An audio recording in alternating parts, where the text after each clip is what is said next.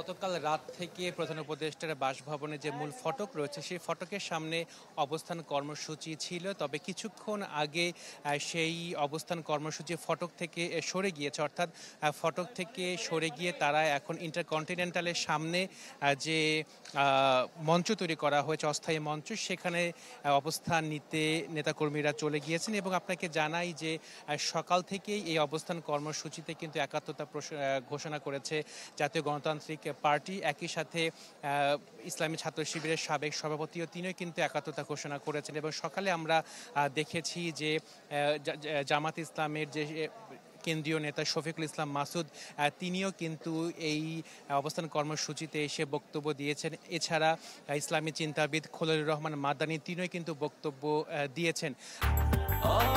Breakfast, tiffin কিংবা snack টাইমে মজাদার আয়োজন মানে অল টাইম ব্রেড।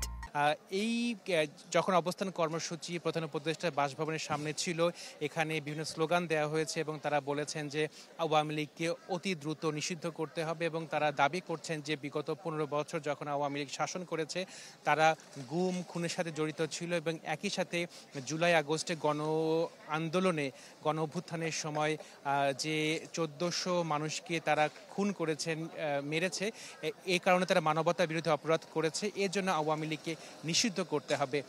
এই অবস্থান কর্মসূচি থেকে দাবি করা হয়েছে যে উপদেষ্টা পরিষদের বেশ কয়েকজন সদস্য আওয়ামী লীগকে পুনর্বাসনের চেষ্টা করছেন বলে তারা দাবি করেছেন। এবং এই চেষ্টার যেহেতু করা হচ্ছে সেহেতু তারা রাজপথে নেমে এসেছেন এবং আওয়ামী লীগকে তারা নিষিদ্ধের দাবি জানাচ্ছেন এবং বলছেন যে আওয়ামী লীগের যে নিবন্ধন রয়েছে সেই নিবন্ধনটি বাতিল করতে হবে এবং একই সাথে আওয়ামী লীগের বিচারের জন্য যে রোডম্যাপটি রয়েছে সেই রোডম্যাপটি যাতে অন্তর্বর্তী সরকার অতি দ্রুত ঘোষণা করে সেই দাবি জানানো হয়েছে। এবং তারা বলছেন যে তাদের আন্দোলন আজকে থেকে শুরু হয়েছে, যে কতদিন চলবে সেটি তারা এখনো বলতে পারছে না। তো মূলত এই ছিল সর্বশেষ তথ্য আমার কাছে।